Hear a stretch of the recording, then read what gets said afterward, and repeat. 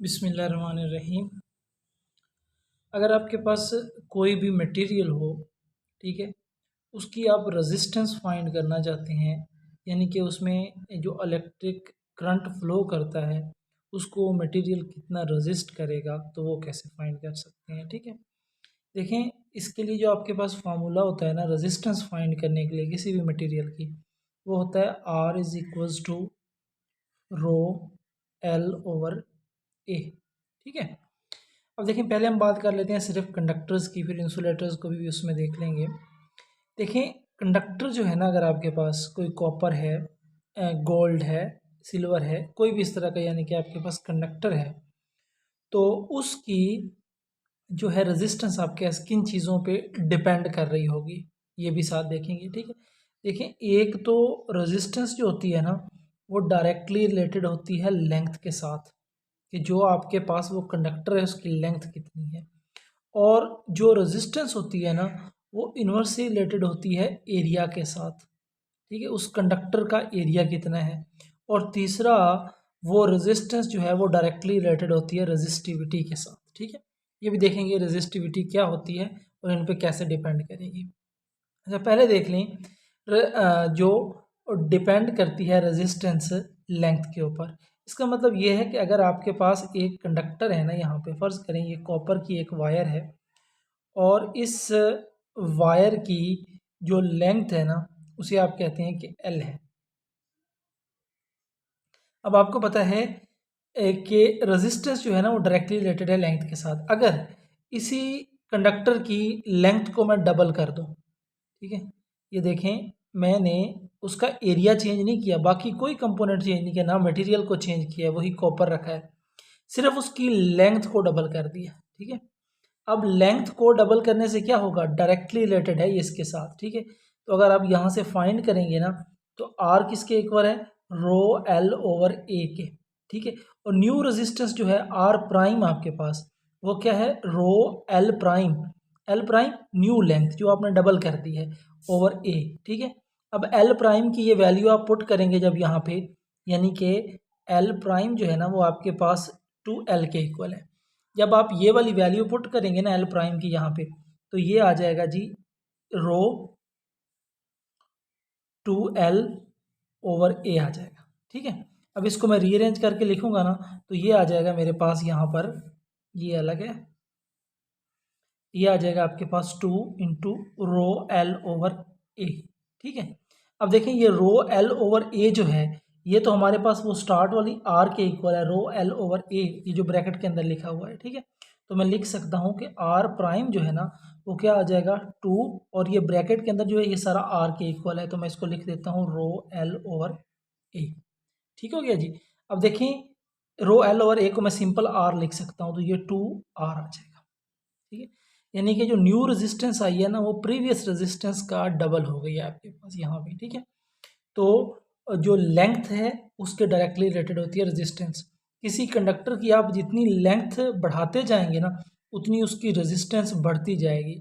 अगर आप लेंथ को कम करेंगे तो उसकी रेजिस्टेंस भी कम हो जाएगी। ठीक है, दूसरा पॉइंट है यहाँ पर, उसका एरिया का क्या इफेक्ट होता है। ठीक है, यानी कि ये देखें, नेक्स्ट हमारे पास ये एक कंडक्टर है, ये आपके पास एक कंडक्टर है। ठीक है, अब मैं इसका और कोई फैक्टर नहीं चेंज करता। फ़र्ज़ करें ये इसका एरिया ए है, और मैं इसके एरिया को डबल कर देता हूँ। अगर मैं इसका एरिया कर देता हूँ डबल, इसी कंडक्टर का मटेरियल भी वही रखा है, लेंथ भी उतनी रखी है, सिर्फ उसके जो एरिया था ना उसको डबल कर दिया, 2A कर दिया। ठीक है, अब मैं अगर इसकी रेजिस्टेंस फाइंड करूँ तो R is equals to rho L over A होता है। ठीक है, जो न्यू रेजिस्टेंस है जब एरिया को डबल कर दिया तो क्या होगी, R prime is equals to rho L, L length उतनी है वो हमने चेंज नहीं की, ए को चेंज किया, ए प्राइम कर देता हूँ। और अभी आपको पता है कि ए प्राइम क्या है, ए प्राइम इंटू 2A है इक्वल टू 2A, यानी कि हमने एरिया को डबल किया है, तो यहाँ पे ये आ जाएगा रो एल ओवर 2A। ठीक है, इसी को रीअरेंज करके लिखेंगे ना तो ये आ जाएगा 1/2 into rho L over A. ठीक हो गया। अब देखें, ये रो एल ओवर ए किसके इक्वल है, तो सिंपल आर के इक्वल है, तो आर प्राइम क्या आ गया, जो न्यू रेजिस्टेंस है वो आपके पास 1/2 ये वाला, रो एल ओवर ए की जगह ये आर लिख दिया, तो ये आपके पास हाफ हो जाएगी। यानी कि एरिया को डबल करने से जो रेजिस्टेंस है ना वो क्या हो गई है, हाफ हो गई है आपके पास पहले वाली रेजिस्टेंस का।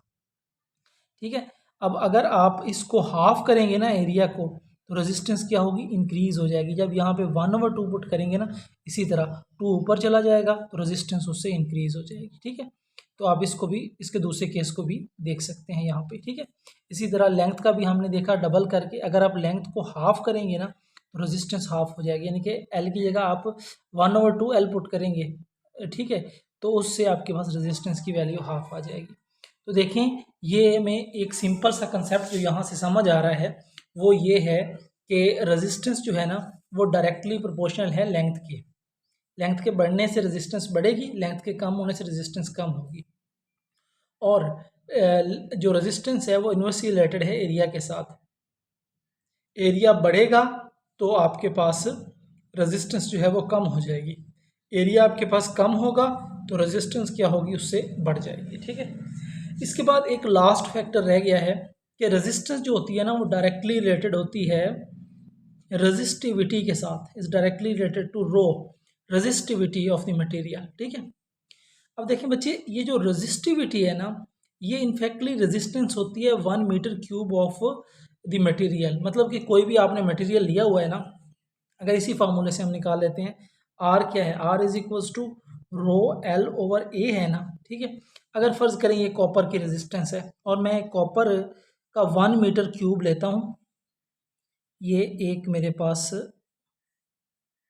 1 मीटर क्यूब है कॉपर का। ठीक हो गया, फर्ज करें इसका ये जो एरिया है, ये वाला टोटल एरिया, ठीक है, इसका जो टोटल एरिया है इस क्यूब का, वो एरिया हमारे पास ये वाला एरिया, ठीक है, इसे मैं शेडेड कर रहा हूँ, ये एरिया ए है। ठीक है, एक साइड का क्यूब है तो सारी साइडें इसकी इक्वल होंगी, और इस साइड की ये जो लेंथ है, ये लेंथ हमारे पास एल है। ठीक है, अब अगर इसके एरिया को मैं कह दूं कि ये 1 मीटर स्क्वायर है, ठीक है, और उसकी लेंथ जो है वो मेरे पास 1 मीटर है, तो इसका अगर आपने वॉल्यूम फाइंड करना हो तो वॉल्यूम क्या होगा, एरिया को लेंथ के मल्टीप्लाई करेंगे। ठीक है, तो इसका वॉल्यूम आ जाएगा 1 मीटर क्यूब।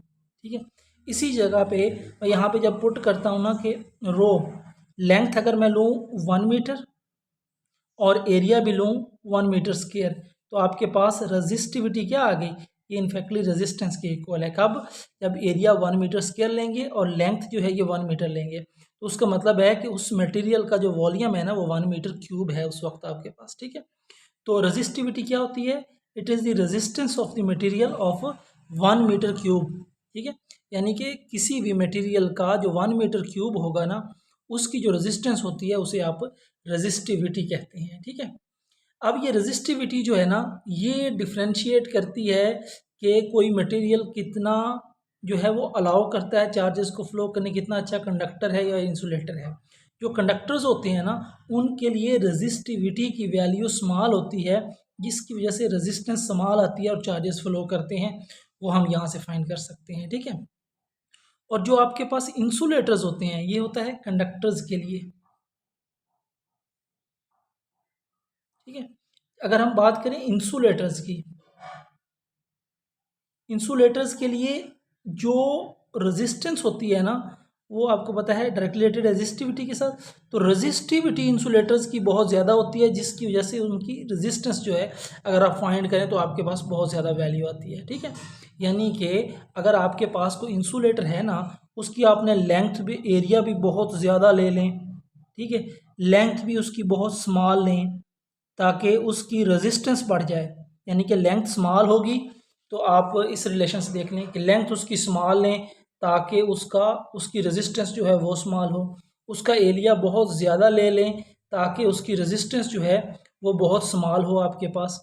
लेकिन ये वाला ये इफ़ेक्ट जो है इन इंसुलेटर्स के ऊपर बिल्कुल नहीं होगा, क्योंकि रेजिस्टिविटी जो है ना उसकी वैल्यू इतनी ज़्यादा होगी कि उसकी रेजिस्टेंस की वैल्यू आपके पास बहुत ज़्यादा आएगी। ठीक है, और उसके बाद ये पॉइंट आता है कि रेजिस्टेंस जो है ये इनफैक्टली और भी कुछ फैक्टर्स के ऊपर डिपेंड करती है, जैसा कि टेम्परेचर के ऊपर ये डिपेंड करती है। ठीक है, वो कैसे, अगर आपके पास फ़र्ज़ करिए ये एक एटम है और ये रूम टेम्परेचर के ऊपर इतने एम्पलीट्यूड के साथ यहाँ पे वाइब्रेट कर रहा है, ठीक है।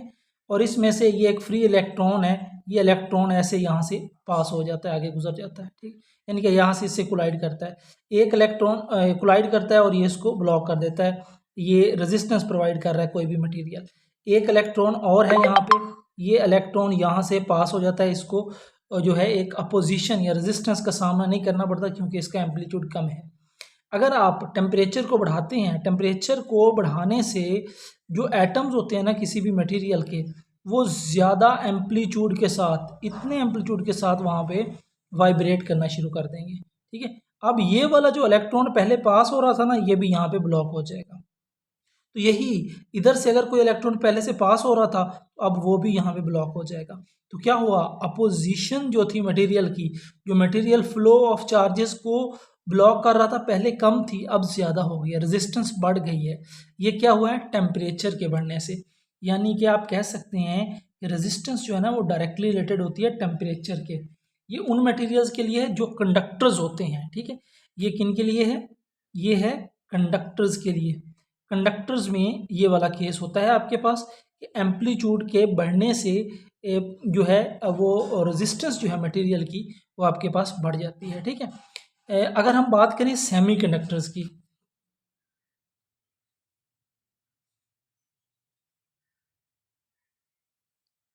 तो देखिए बच्चे, सेमीकंडक्टर्स में भी सेम एज इट इज़ होता है।